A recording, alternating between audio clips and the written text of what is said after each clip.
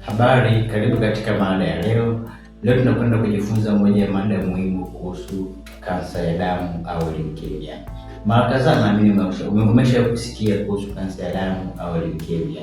Kwa hiyo leo tutakuelekeza kuhusu chanzo, nini maana ya leukemia, kansa ya damu, inatokeaje, inawezaje kusambaa mwilini, lakini pia tutaangalia dalili na jinsi ya kujikinga na ugonjwa huu wa kansa ya damu.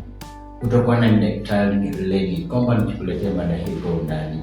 Kama ulikuwa bado hujajiunga nasi, basi bonyeza alama subscribe, kisha kengele pembeni yake, utakuwa umejiunga nasi na tutakuwa napata mazuri yetu mara kwa mara. Tuanze kuangalia nini maana ya leukemia.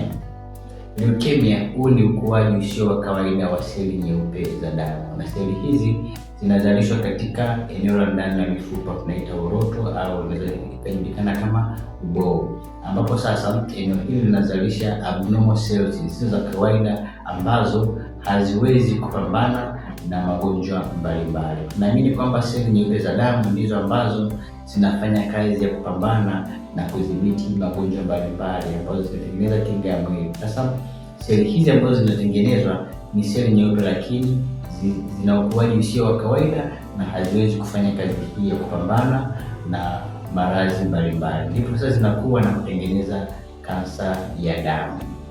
Kuna aina mbili za kansa ya damu, kuna acute leukemia na chronic leukemia. Aina hizi tutaziangalia katika mada zinazokuja, kwa sababu pia ni somo nyingine pana kidogo. Tunakwenda kuangalia chanzo cha kansa ya damu. Sasa unawezaje kupata kansa ya damu?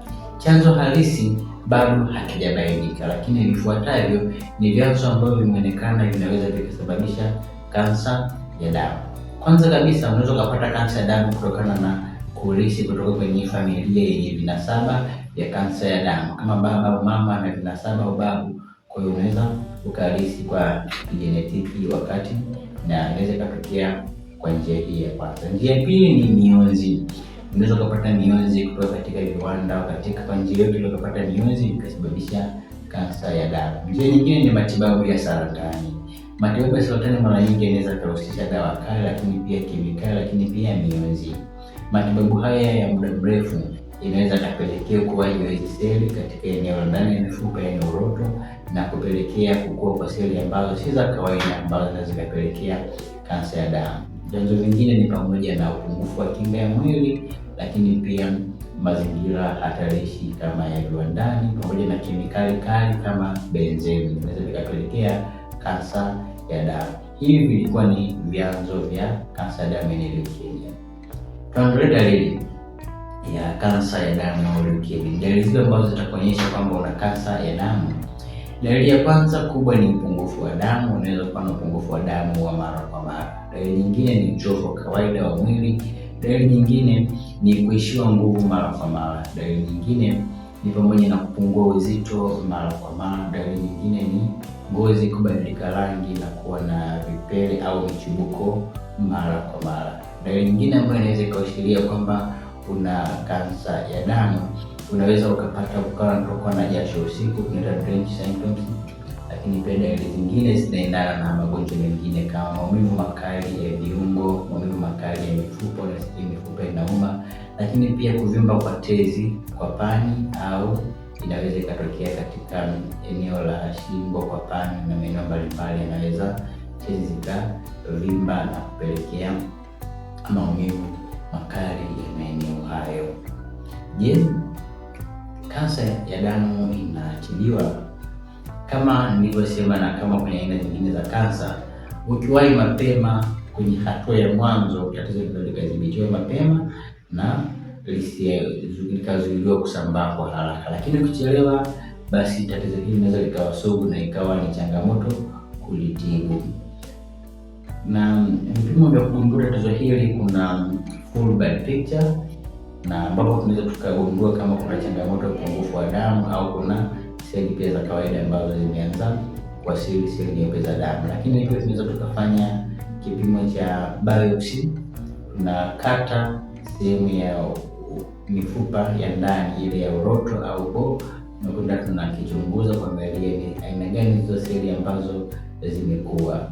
na kuna vipimo vingine ambavyo unaweza tukasapoti kama kuna peripheral blood ischemia. Tunaweza pia tukaangalia kama hasa hapo tukishathibitisha kwenye zile aina ambazo tunasema kuna acute na chronic, ndipo sasa tunafanya uchunguzi wa kina kuangalia kama ni hizo ni aina gani ambapo inaweza ikaathiri. Matibabu yake kama nilivyosema kwamba matibabu yake kwenye hatua ya mwanzo yanaweza yakafanikiwa, lakini baada ya hapo inaweza ikawa changamoto kidogo, na matibabu yake yamegawanyika katika makundi kadhaa. Baadhi ya kansa matibabu yake mengi yanaweza ikaanza na upasuaji, alafu hiyo ni chemotherapy, ni kutumia dawa kemikali kadhaa, ni kuna radiotherapy, kutumia mionzi sasa, au targeted therapy kwenda kutibu kile kitu husika. Lakini kwenye kansa ya damu mara nyingi upasuaji unakuwa hakuna, ikiwemo kwa labda kuna uthibitisho kwamba kuna seli nyingine zimeambatana zimekuwa ambazo zikafanyika upasuaji. Lakini hapa mara nyingi ni kuna chemotherapy, kutumia dawa au kemikali kadhaa, kuna radiotherapy, mionzi, targeted therapy, tunakwenda targeting kwenye eneo fulani ambalo limeathirika. Unaweza kujikinga na kansa ya damu. Kama nilivyosema kwamba chanzo kikubwa bado hakijagundulika, jinsi ya kujikinga ni kutambua dalili mapema na kupata matibabu ya haraka, lakini pia kukaa kwenye mazingira ambayo huwezi ukapata kansa, kama mazingira ambayo hayana uchafuzi wa hewa, mazingira ambayo ni salama, lakini pia kuepuka kuvuta sigara, epuka unywaji wa pombe kupita kiasi, epuka vyakula vyenye kemikali, tumia lishe bora, tunaita vegetarian foods, ambapo vyakula ambavyo havina kemikali na vyakula asilia kabisa. Ndugu mtazamaji, naamini kuna jambo umejifunza kuhusiana na kansa ya damu. Ulikuwa nami Daktari Lenny Komba. Naamini video hii utashare na rafiki mmoja ili apate kujifunza zaidi kuhusu kansa ya damu. Nikutakia siku njema na Mungu akubariki. Kama bado kusubscribe, bonyeza alama subscribe kisha kengele pembeni yake.